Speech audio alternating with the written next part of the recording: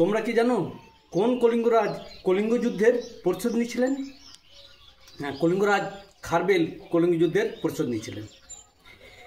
একদা মৌর্য সম্রাট অশোক, মহামতি অশোক কলিঙ্গ রাজ্যের বহু নরনারীকে, বহু সৈনিককে হত্যা করে তিনি কলিঙ্গ রাজ্যকে নিজের রাজ্যের পরিণত করেছিলেন, অর্থাৎ মৌর্য সাম্রাজ্যভুক্ত করেছিলেন। অশোকের মৃত্যুর বহুদিন পর কলিঙ্গরাজ খারবেল মগধ আক্রমণ করে এই কলিঙ্গ যুদ্ধের প্রতিশোধ নিয়েছিলেন। কে ছিলেন এই খারবেল?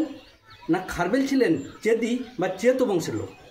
এই চেদি বা চেত বংশরা আগে উত্তর ভারতেই বসবাস করতেন, পরবর্তীকালে তারা কলিঙ্গে এসে বসবাস শুরু করেছিলেন।